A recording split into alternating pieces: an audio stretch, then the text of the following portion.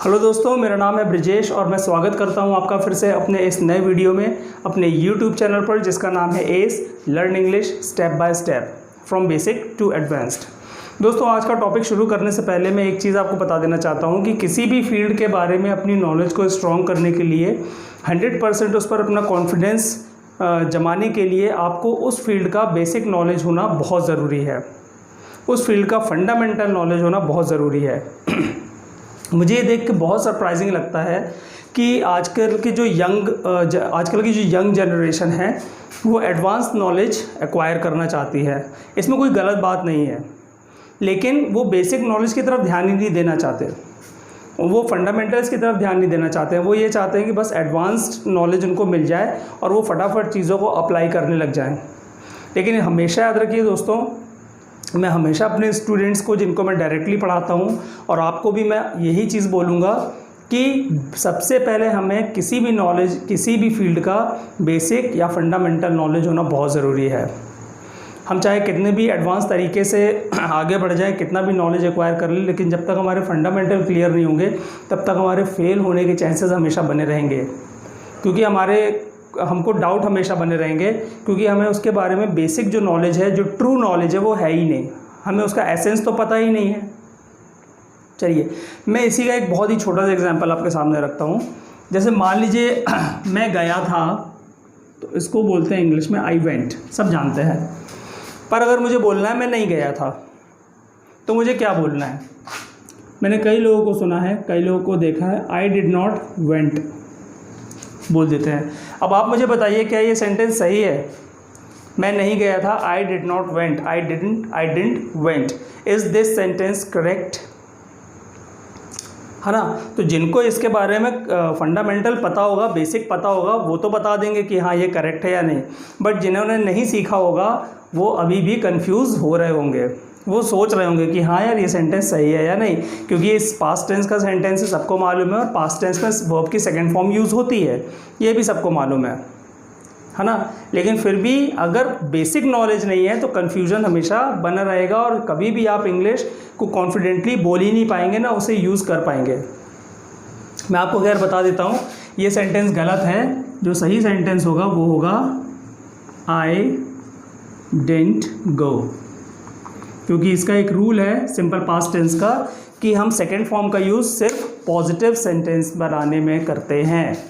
जब हम नेगेटिव या इंटेरोगेटिव सेंटेंस बनाने लगते हैं, मतलब कि जब हम डिड हेल्पिंग वर्ब का यूज़ करने लगते हैं, तो हम फिर वापस से कौन सी फॉर्म यूज़ करते हैं? वर्ब की फर्स्ट फॉर्म, जिसे हम रूट फॉर्म या बेस फॉर्म भी कहते हैं, है ना?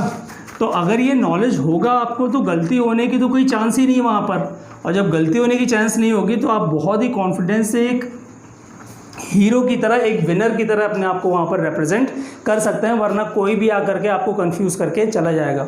इवन अगर आप सही भी बोल रहे होंगे, सही भी कर रहे होंगे, लेकिन अगर कोई तीसरा बंदा आके अगर आपसे कोई क्वेश्चन पूछ लेगा ना, कोई डाउट रेज कर देगा, तो वहाँ पर आप भी कंफ्यूज हो जाएंगे। इसलिए बेसिक नॉलेज बहुत बहुत बहुत इंपॉर्टेंट है दोस्तों। It is inevitable, indispensable. चलिए, तो इसी सीक्वेंस में आज का जो टॉपिक है, जो object and subject complement. Object और सब्जेक्ट कॉम्प्लीमेंट में क्या डिफरेंस होता है, मैंने ऑब्जेक्ट के लिए एक अलग से वीडियो बनाकर रखा हुआ है अपने यूट्यूब चैनल पर। आप वहाँ जाकर के आराम से ऑब्जेक्ट क्या होता है, कितने टाइप्स का होता है, आराम से देख सकते हैं और समझ सकते हैं। सब्जेक्ट, कॉम्प्लीमेंट और ऑब्जेक्ट के बारे में जानने से पहले आपको वर्ब के बारे में जानना बहुत ज़रूरी है। मैंने पहले भी बताया कि वर्ब इंग्लिश ग्रामर की जान है, मतलब वो उसकी एसेंस है। अगर आपको ग्रामर पर अपनी होल्ड स्ट्रॉन्ग करनी है, बहुत ज़्यादा सॉलिड बनानी है, आपको बहुत ज़्यादा कॉन्फिडेंट अगर होना है ग्रामर के अंदर, तो आपको वर्ब की नॉलेज तो होना ही चाहिए। और मेरा ये प्रॉमिस है आपसे कि मैं आपको इंग्लिश टॉपिक, इंग्लिश ग्रामर और स्पोकन इंग्लिश से जुड़ा हुआ हर वो टॉपिक, हर वो एलिमेंट, हर वो चीज़ आपको बताऊंगा जो आपके लिए जानना समझना ज़रूरी है। क्योंकि बस मैं यही चाहता हूं कि अगर आप मेरे वीडियोस देख रहे हैं तो आपके अंदर इम्प्रूवमेंट आना चाहिए। जो टॉपिक मैं आपको पढ़ा रहा हूं वो टॉपिक आपसे बनना चाहिए, उसमें कोई भी कन्फ्यूजन फिर आपको नहीं होना चाहिए। और अगर फिर भी, हालांकि मैं पूरी 100% कोशिश कर रहा हूँ, लेकिन फिर भी अगर आपको कोई कन्फ्यूजन, कोई डाउट बाकी रह जाता है तो आप प्लीज़ कमेंट बॉक्स में जाके कमेंट ज़रूर लिखिए। मैं उस कमेंट पर ज़रूर एक्शन लूँगा और आपके डाउट या कन्फ्यूजन को वहीं पर, चाहे कमेंट में रिप्लाई देके या अपने अगले वीडियो में ज़रूर दूर करूँगा। तो चलिए ऑब्जेक्ट और सब्जेक्ट कॉम्प्लीमेंट समझते हैं। इसको समझने से पहले मैं आपको वर्ब के बारे में बता दूं। वर्ब के लिए भी मैंने एक वीडियो अपनी यूट्यूब चैनल पर अपलोड करके रखा हुआ है, आप जा कर के वहाँ पर देख सकते हैं। दोस्तों, वर्ब जो होता है उसको हम दो कैटेगरी में डिवाइड कर सकते हैं बेसिकली। एक प्रकार की वर्ब वो होती है जो एक्शन वर्ब होती है, मतलब जो किसी ना किसी काम के होने को रिप्रेजेंट करती हैं, जैसे ड्रिंक, स्लीप, वॉच, ऐसी लाखों वर्ब्स हैं, लाखों एक्शन वर्ड्स हैं जिनको हम वर्ब्स कहते हैं। इनको हम कहते हैं एक्शन वर्ब्स या मेन वर्ब्स भी कहते हैं। लेकिन यहाँ पर दूसरी प्रकार की वर्ब्स भी होती हैं जिनको हम नॉन एक्शन वर्ब्स कहते हैं। नॉन एक्शन मतलब जिनमें कोई भी एक्शन नहीं हो रहा होता, ऐसी वर्ब्स जो कोई भी एक्शन रिप्रेजेंट नहीं करती हैं।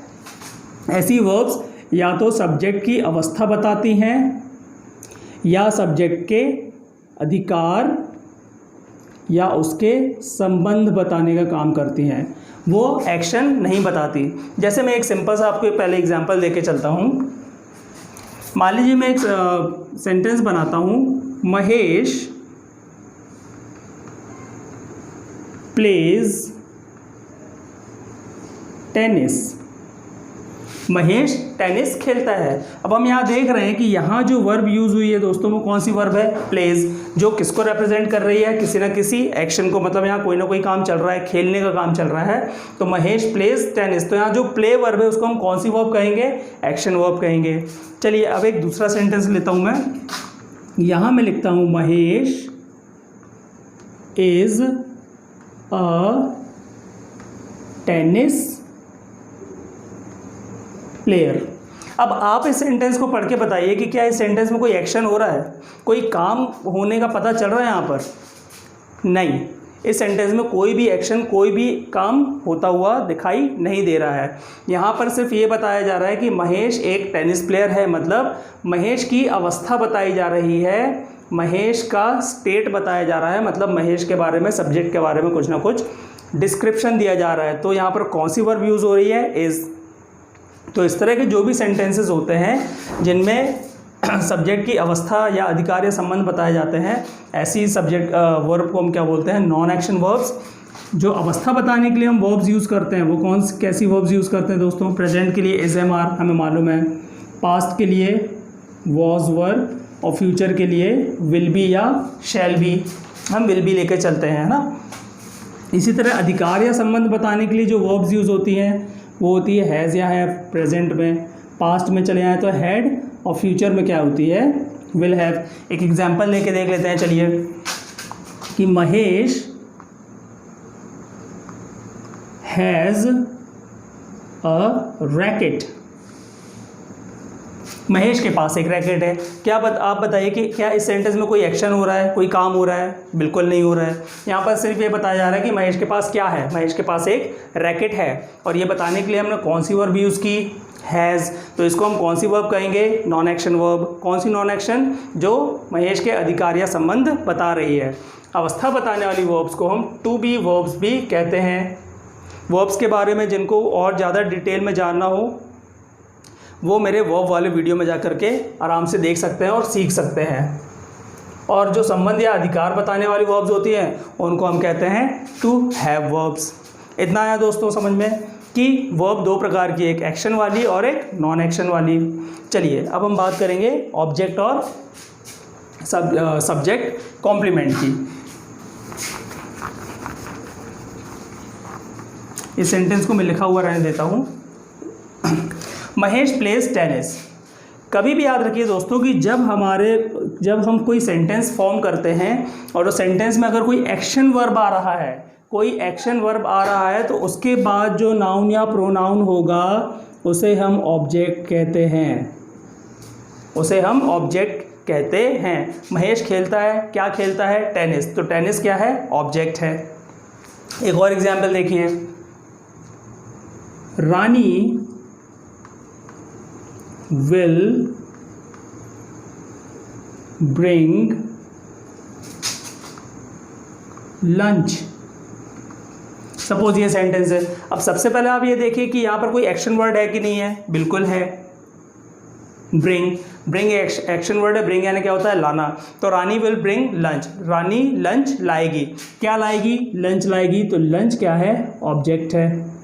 तो इतना समझ में आ गया दोस्तों कि जब सेंटेंस में एक्शन वर्ब होगी तो एक्शन वर्ब के बाद जो भी नाउन या प्रोनाउन फॉलो होगा वो क्या कहलाएगा? ऑब्जेक्ट। वो क्या कहलाएगा? ऑब्जेक्ट।